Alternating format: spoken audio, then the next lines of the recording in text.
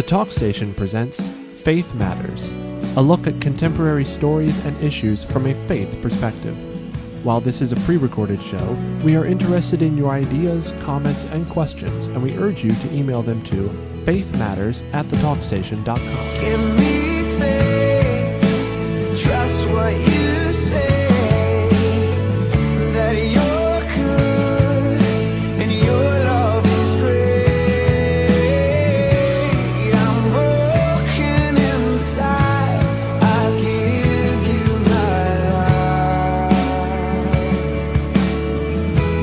And now on the Talk Station, Faith Matters. Hey, thanks for joining us here today. I'm Ben Ball, and thanks for making us part of your day here on this Sunday as we are talking about matters of faith and the news of the day and some of the big events of the week.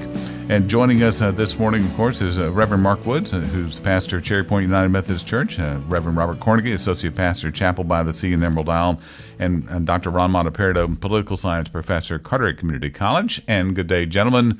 Good to see all of you here. Good morning. Yeah, the Supreme Court heard well, everything I guess the Supreme Court hears is historic, isn't it? So, but it's by its nature, it may perhaps a landmark case, as it heard actually a collection of cases that were brought together before the Supreme Court to look at two things involving a same-sex marriage. One was whether or not it should be constitutionally permitted on the federal level, whether or not it should falls under the federal jurisdiction, and also whether or not states should be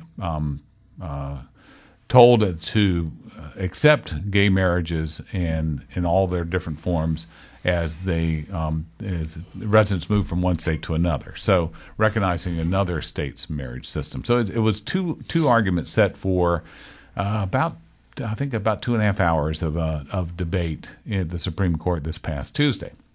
So as we look at that argument, and there were a couple of things I thought that came up most interesting about it. But first of all, any general impressions of anybody that's what you've read, or if you went back and heard any of the audio, or if you followed it along, any general impressions of how the court was shaping their arguments on this case, what they were doing about questioning folks. Well, yeah, I mean, it's going to be a obviously divided decision, and particularly when you have two justices who have actually performed same-sex marriages. There have been two that have actually gone in and Justice Ginsburg is one, Ginsburg, right? And the newest one, Sotomayor. Yes, okay. Sotomayor. Both have performed marriages. In fact, there's a movement underway to try to get them to recuse themselves from the decision because they have already sort of showed their hand in it.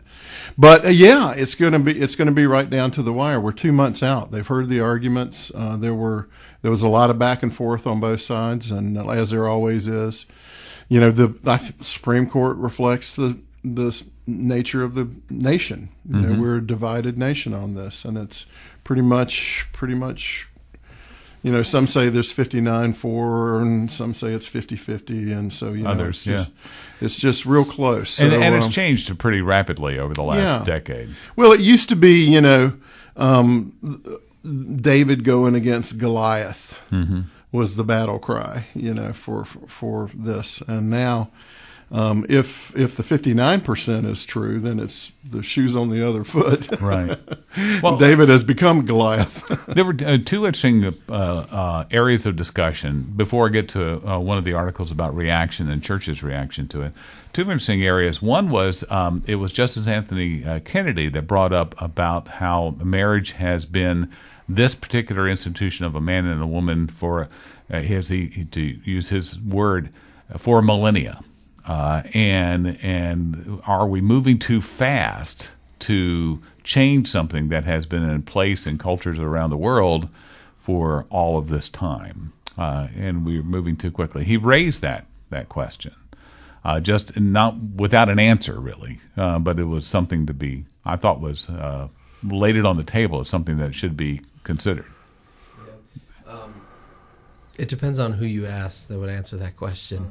If you look at philosophical trends, like somebody like Foucault or some of these others, they would say, no, this has always been the case. It's just now we have a name for it. We now call different sexual acts, different names. But it's always been the case. But it was never a kind of moral issue until Christianity sort of made it a moral issue. But I do think that whichever way this kind of thing goes, there will be some churches, some church institutions, I think, that will be more affected by it than others. And I'm thinking about my own Methodist context, because Methodism has a foot in American politics. I mean, our structure looks very much like American politics. So I think it will influence our church in a significant way. So, I mean, that's an interesting thing to think about, that a Supreme Court decision would then influence the governing bodies of a particular church. And I think it will, because I think we look a lot like American government. So I don't know which way it'll influence, but that's an interesting observation there, though. The one of the other strands of discussion, Justice Roberts brought up that he had been researching definitions of marriage, because the petitioners were saying that they wanted to join in the institution of marriage, and he brought up that no, from I cannot find a definition that's older than 2 years or 3 years or so that includes same-sex unions in the definition of marriage. And then he says you don't want to join it, you want to redefine it.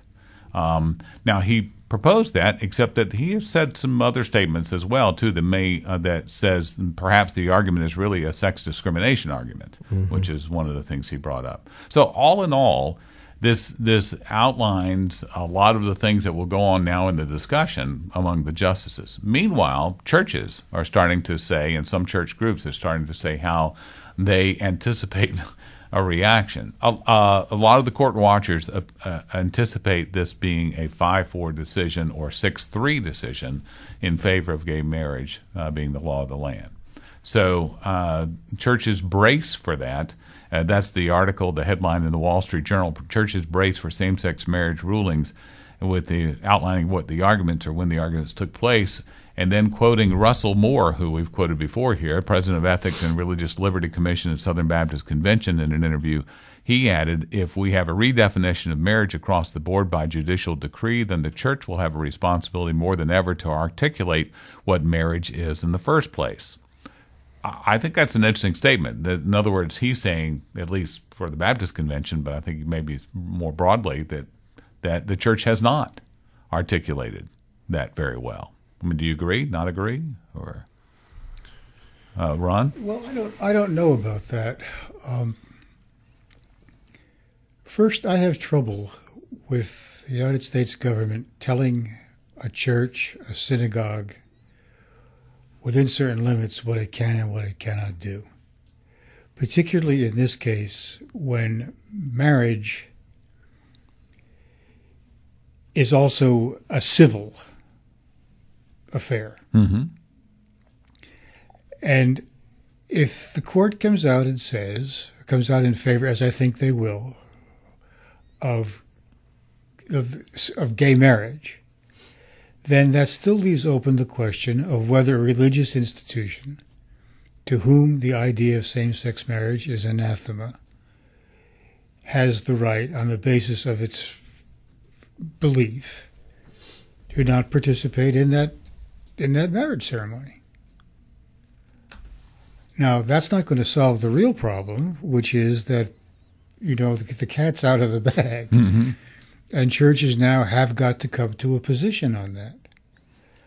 My own view is that it's not going to do us any good to reaffirm our deep, unwavering opposition to gay marriage. From my point of view now, the issue is, how do we engage, and what do we do? How do we minister? And how do we deal with this? I don't see this as an issue in where we're trying to argue, well, the state's telling us what we can and can't do.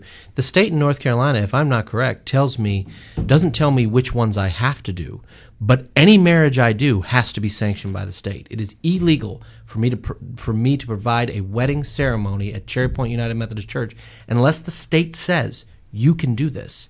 I have to literally have the license in my hand before I'm allowed to walk into that sanctuary and say the words that I say at a marriage. So to me, that's already happened. They already tell me when I can do a marriage. Now, they don't tell me I have to do particular ones. I can refuse pretty much anybody if I want to. But I think that they already have a hand in marriage to the point where they're telling me which ones I'm allowed to do and which ones I can't do because they don't have a license. That issue happens all the time to me. I have couples that come to me all the time that want to be married, but they don't want to be married in the state. Oh, really?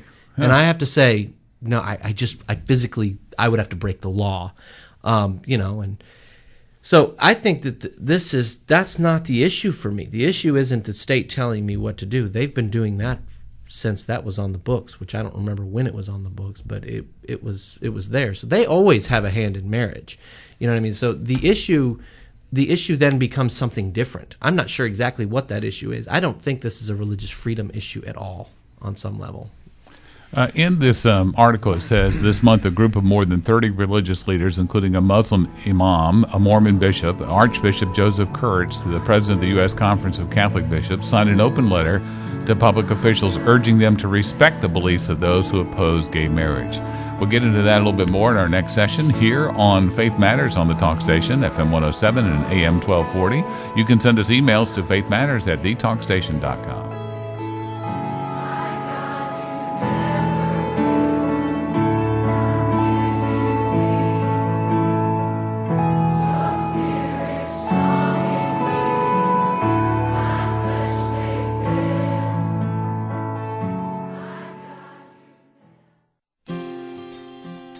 Welcome back to Faith Matters on the talk station, FM 107 and AM 1240. I'm Ben Ball, along with Dr. Ron Monteperto, Mark Woods, and also Robert Cornegy. We're talking about in the first segment, talking about the Supreme Court argument this week about gay marriage and about how that will be accepted across the states, and the Wall Street Journal article that's talking about churches getting ready for this. And I read a part where there was an open letter to churches that are opposing gay marriage. The letter says, for many people, accepting a redefinition of marriage would be to act against their conscience and to deny their religious belief and moral conviction.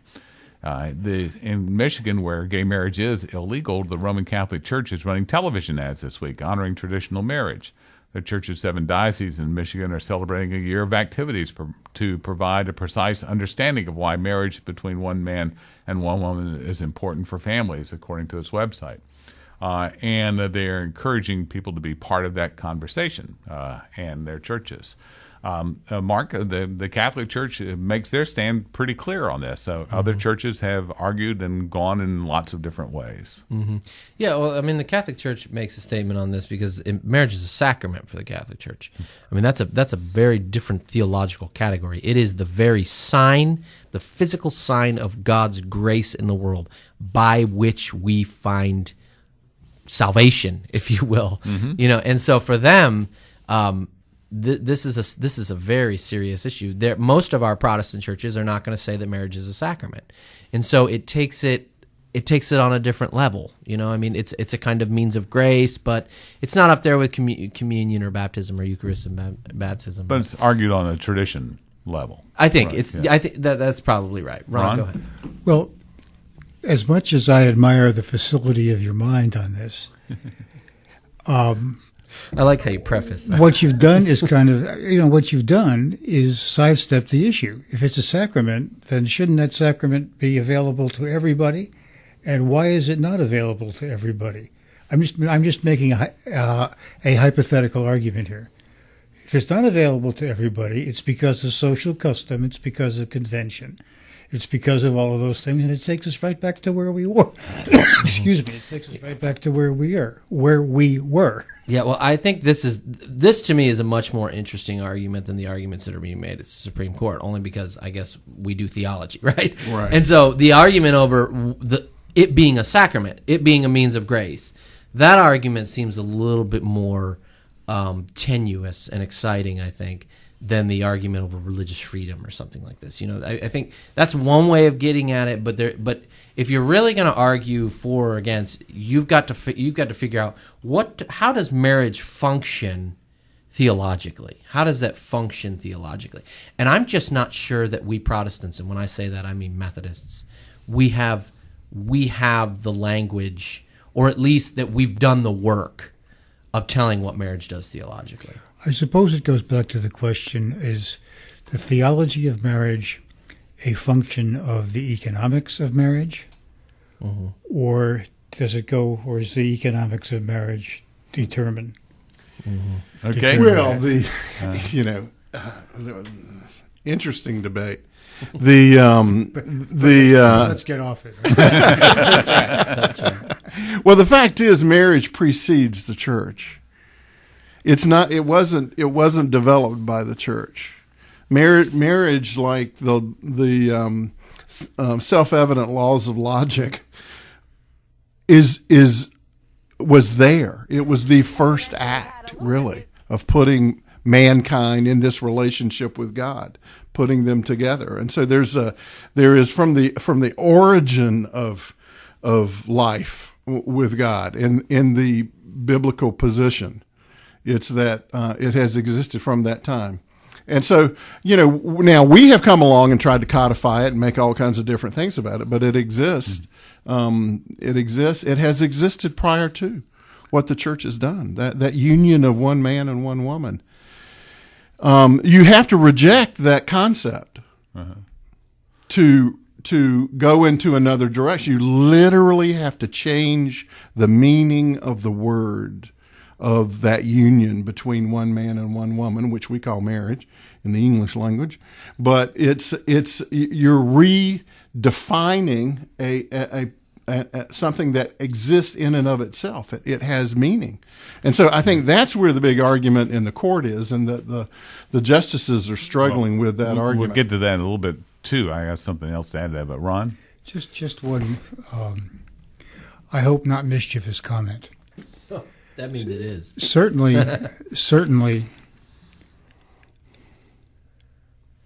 God joined together the male and the female, the masculine and the feminine. But that doesn't say anything about how masculinity and femininity is manifested in the world on a daily basis. We have a convenient shorthand. Feminine is built a certain way and has certain biological functions. Masculine is built a certain way and has certain functions. Now, we have to be prepared to address the issue of,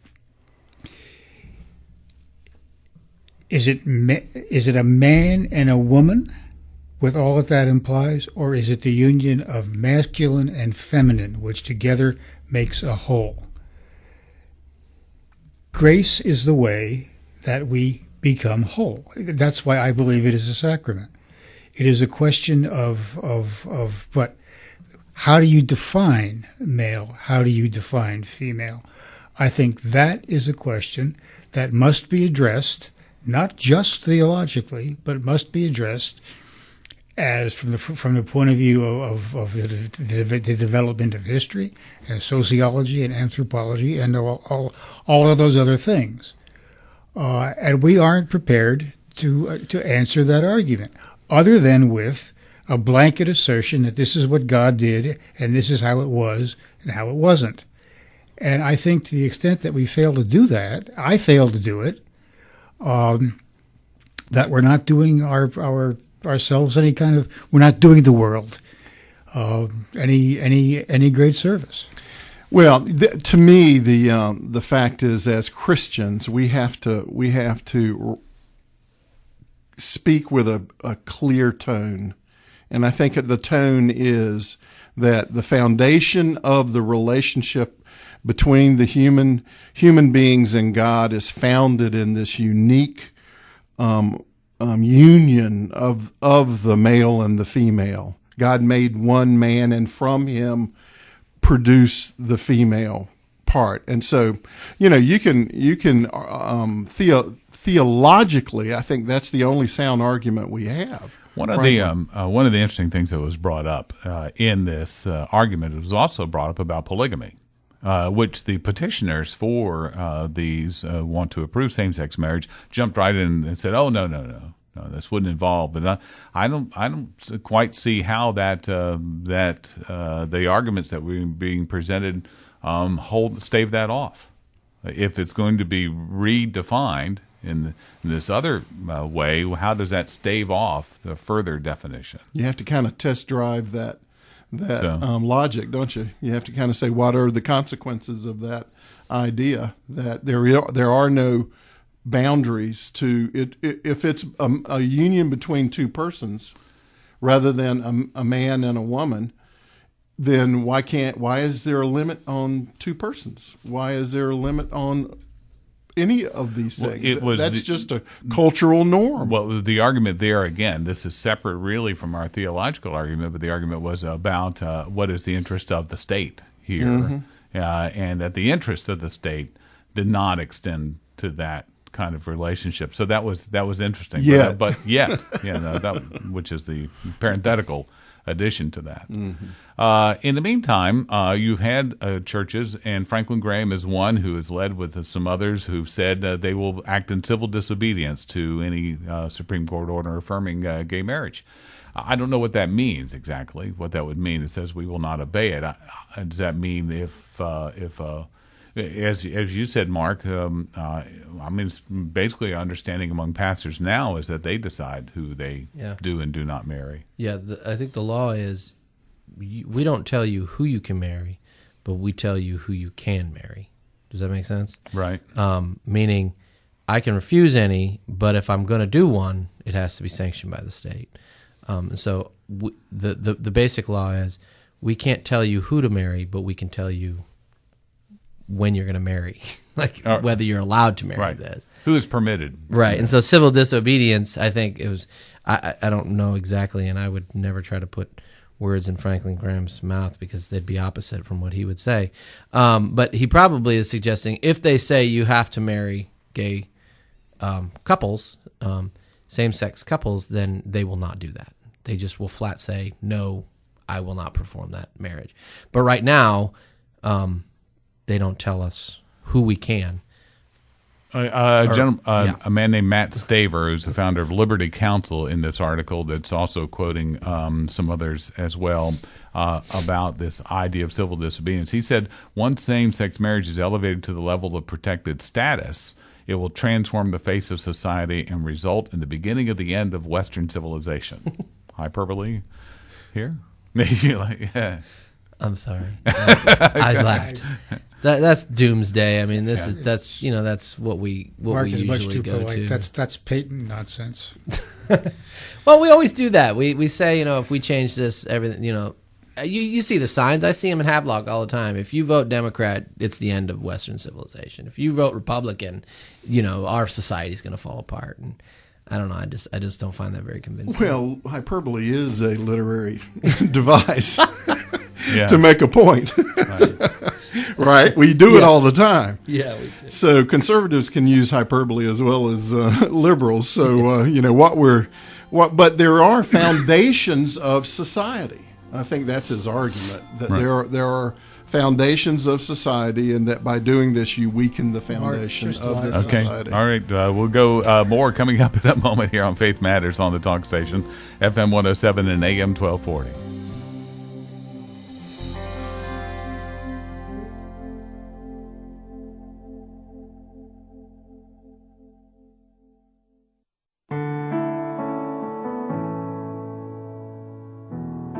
Welcome back to Faith Matters on the talk station FM 107 and AM 1240, and I'm Ben Ball, along with Reverend Robert Cornegy, Reverend Mark Woods, and Dr. Ron Monteperdo. And let's talk a little bit, guys, about what's going on in Baltimore.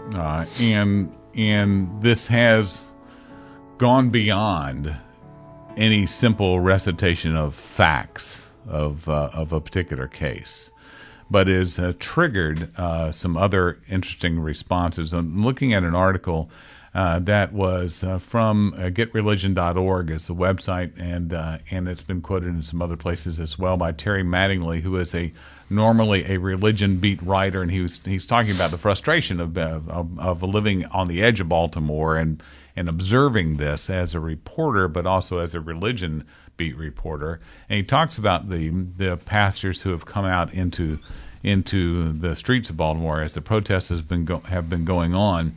And talking about how some are showing and linking arms and praying together.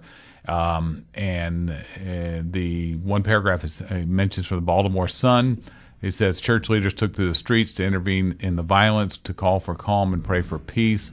Later Monday, more than 75 ministers met with gang members, Bloods and Crips, and representatives of the Nation of Islam leaders to talk about ways to end the violence.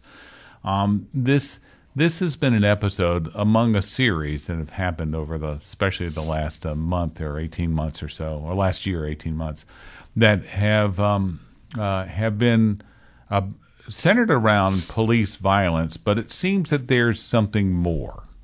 Do you all agree there's more to it than just this expression of police violence against people of color? That there's something else brewing here that as church people we should be cognizant of and aware of? I mean, anybody want to jump in on that idea, that supposition? There's something more here? Yeah, I mean, America has had a very tenuous relationship with those who aren't white. Mm-hmm. We just have. I mean, the history, and we're not that old. You know, we're a little over 200 years. We've always had that tenuous relationship. I think, you know, but this article that talks about pastors getting out there, of course I loved it because pastors were doing what pastors are supposed to do, I guess, is get out there and speak peace and speak, you know, nonviolence on some level.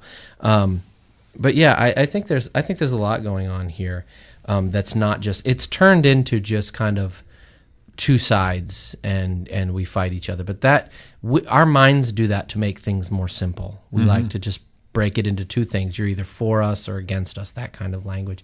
And I'm not sure that's exactly what's going on here. I think it has a lot to do with how we view one another. And Christians, I mean, the way we're supposed to view one another as created by God and baptized Christians, and our identity falls not in race or, you know, economic status or something like that, but our identity falls in who we are before God as created beings. And so, you know, I mean, I think that's some of what's going on. We're seeing each other in a very unfortunate way. There was one of the protesters that was quoted in just one of those very quick clips. You know, you get these series of clips sometimes on a radio or TV broadcast, and they're very short. They don't really no background to the people or the situation in particular, just sort of in general. But one of the protesters' quotes was interesting. He said, "Everybody out here has a story." And I thought, now that was probably more revealing than I've heard by a lot of people. In saying that this is a trigger, this is a reaction more than just, again, this particular incident in Baltimore. There's protests going on in other cities. And more than just about police interaction even. But everybody out here has a story. Does that resonate? Does with me. Yeah. In what way? Well, if I were a black Christian male, I would be under great stress to reconcile my Christian belief in Jesus with the reality of my present life and the history of the country in which I live. I'd have to work pretty hard at that. And I think it's more than a leitmotif. I think that is part of the very structure of our society. And I think that the people who are doing these illegal, irrational, self-destructive things with their rioting and all of that are acting out that basic impulse. The police are the symbol of that. And the police have given reason to be feared. That's where I would start. Add to that the rapid militarization of our police forces in the last decade, where now it's really cool to be in bloused pants, and have it, to be like a soldier, preferably to be special forces type soldier, and so on. That simply, I think, reinforces all of this. That's just a going-in statement. We could pick it apart. Right. But I really think that don't you think that statement refers to that sense of being a victim? But everybody has a story? Everybody has a story. Yeah, I take it a little bit further than just that person's statement, but yeah. Yeah, so that everyone out there who is in the street is, raging against some sense of oppression in some way. It's a fascinating thing. We lived for a few years in Switzerland, and the Swiss, they just came out with a report that the Swiss are the happiest people on the earth. I know. That's fun. And, it's pretty ridiculous measurement. It is indeed. But, it's a fascinating thing, as you look at it. And one of the things that really struck me living over there, I thought, coming from a Western culture, grown up in a Western culture, going over to Switzerland, that it was going to be very much, the same, basically. And it is in many ways. But there are some differences. And one of the differences is their internal governance. It's a fascinating thing. And that the Swiss are very internally governed. What do you mean? Personally, they have morally a centered? Strong ethical, moral core. Now, whether it's still attached to where it came from or not doesn't really matter, but it still exists, speaking generally in this. But the predominant position of the Swiss is that we don't need a strong force in our country to hold us in compliance with what's right, what they deem to be right. We are internally governed that way, and we will self-govern. And so, from the political science point of view, it was fascinating to be there and to see them making it's kind of like the country was playing golf. Yes, I was just thinking about golfers because they they were just all turning themselves in. Yeah, they have when to if they did something, there wasn't a referee out there to blow a whistle and throw a flag. If they did something wrong, they would turn themselves in, and you if you did something wrong. A political scientist would say that Switzerland is a country with a high level of social capital. Everybody feels an investment. Yes, very good point. In the common core. Well, and it used to be that way in America. There was that sense of self-governance, and that we didn't need a strong, almost totalitarian force to make people comply because we were self-governed. We governed ourselves. So let me just finish my point. I'm sorry. And so one of the surprising things was to come back from living in Switzerland and come back to the United States and hear this cry of victimization. I mean, that was not a part of the vocabulary of the dialogue that was going on in Switzerland when I was over there. So it's I think everybody has a story, and it's the story of being the victim. And this force that's now having to be applied to try to make people comply is, we're in for some interesting times ahead as this goes forward. Ron? Of course, it's worth mentioning that the time that I remember when America had a lot of social capital, we also had Jim Crow. And we were just beginning to wake up to the fact that we had Jim Crow. And I don't mean just in the South. I mean in the North, where I live too. Right. And I want to make that very, very clear to the audience. It's a national problem, not a Southern problem or a Southern issue. And over a period of time, we don't have the DNA, as it were, to allow to compensate. We are divided, and over time we have simply gone the other way. And it's tempting to say, well, they're just complaining, and if they get off their get up and start working and take advantage of the opportunities they have. Well, that to me would ring maddeningly hollow. And I think that is what's being expressed here. This is the role of the church, is to provide. Well, I was just about to say, it's significant. Not everybody is looting. Right. That there are people who are trying to stop the looting. There was a great photo of a line of citizens of Baltimore standing in front of the police to protect the police. Yes.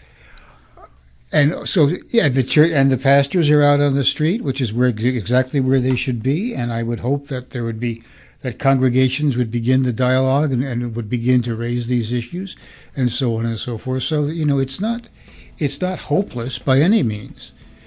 What I took away from it just briefly, and we may come back to this, is that also when I heard that statement and I thought about it some more, that everybody has a story. That also included the police. Absolutely. In that story. And it's all inclusive in that everybody has a story. And maybe part of it is not people not telling them their stories as well. So anyway, we'll talk more about that. Faith Matters here on the Talk Station.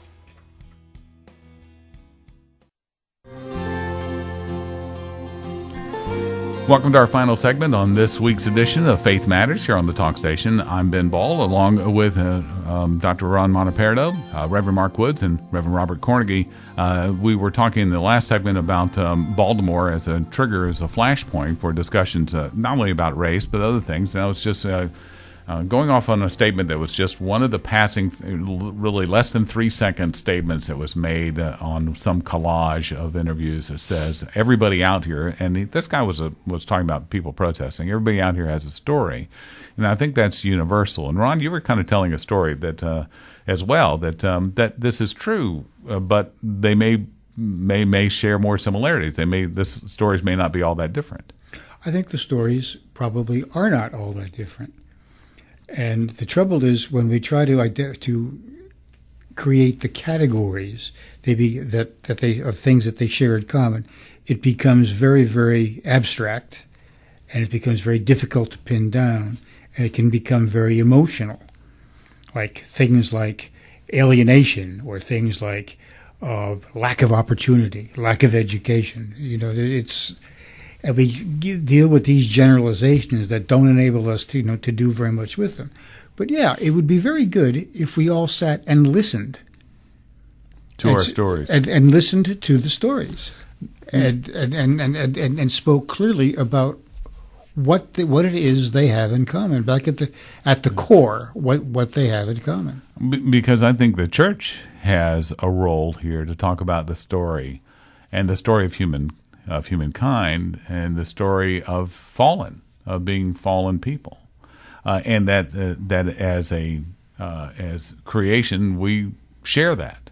That's something that we share, and that we may actually have a common interest in overcoming that fallen nature. So, I mean, is that something I'm on the right track here, or something that the church can talk about? If the church doesn't talk about that kind of stuff, I mean, it's how we express our faith in our real lives.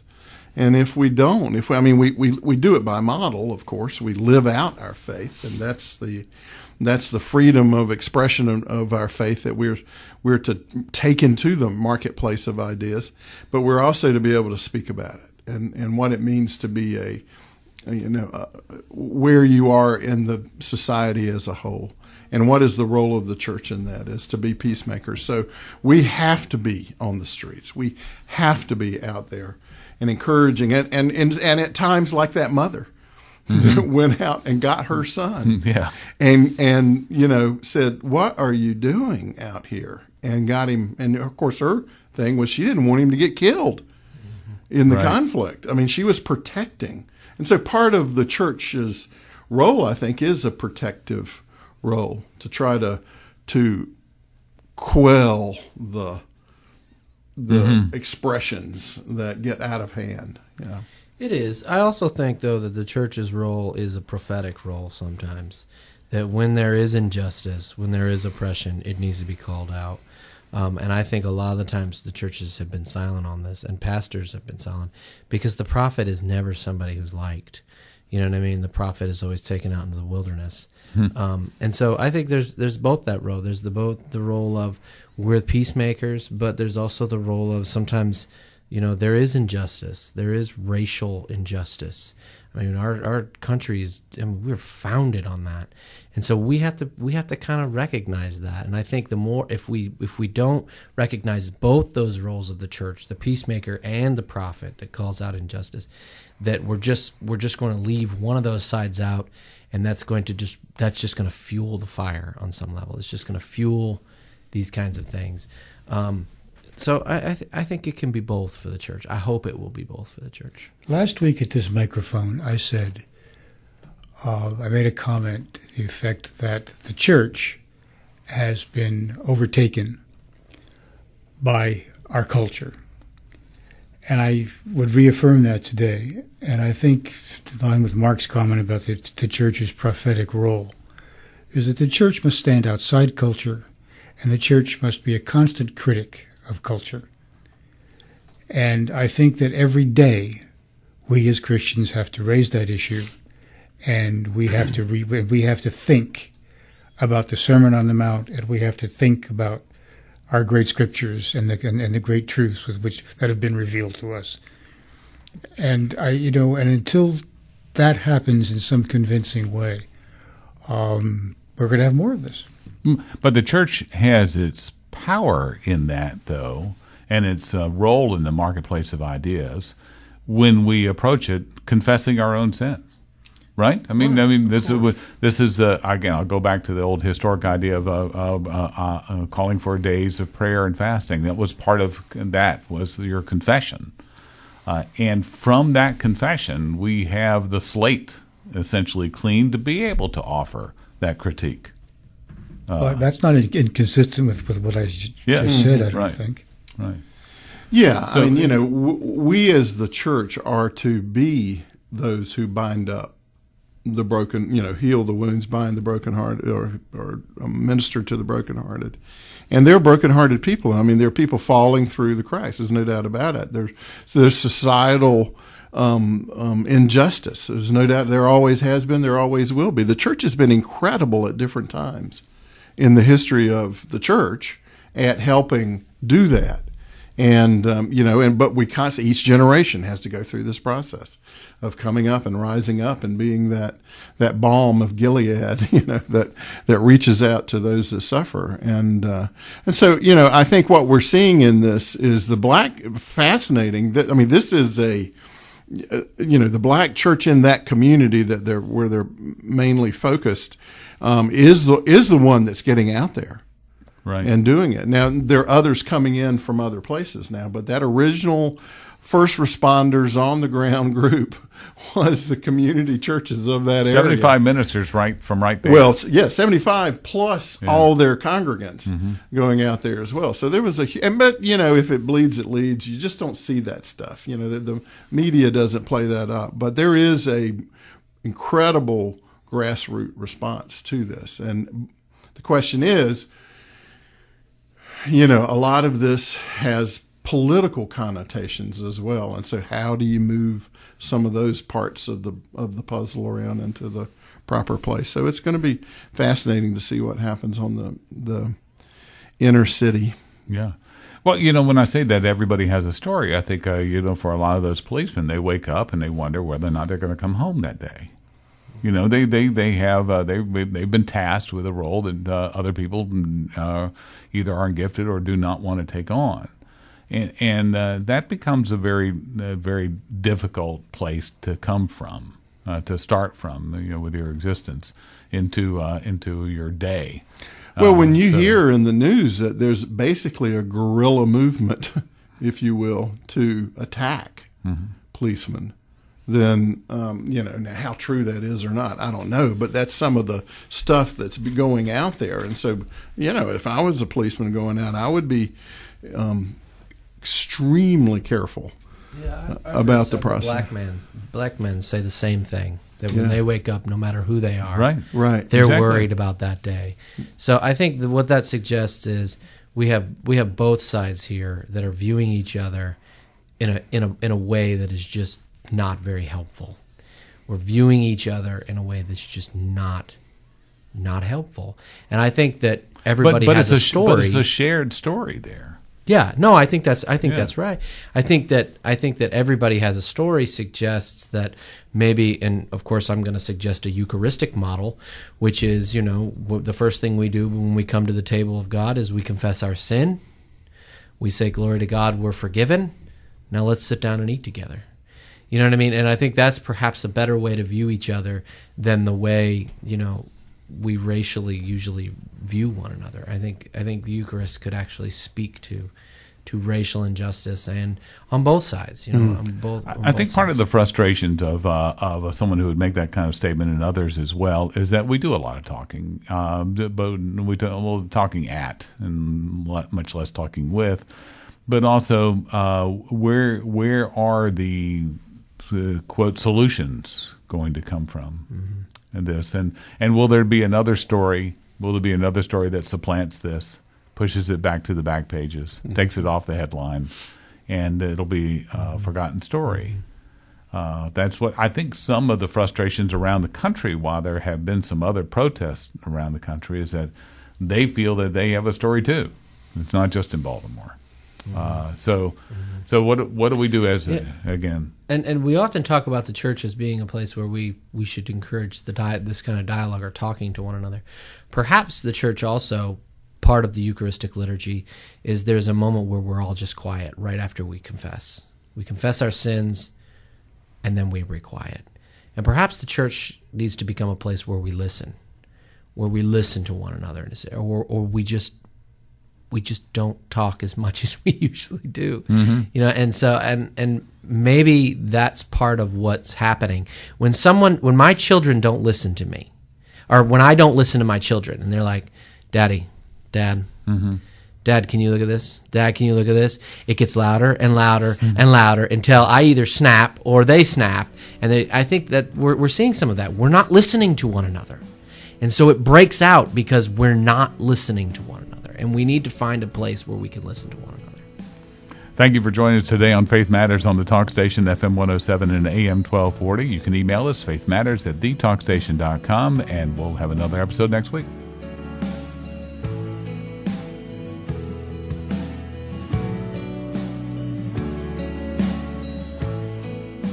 Thank you for joining us for Faith Matters. Email your comments, questions, and suggestions to faithmatters@thetalkstation.com. Give me faith, trust what you say, that you're good and your love is great. I'm broken inside, I give you my life.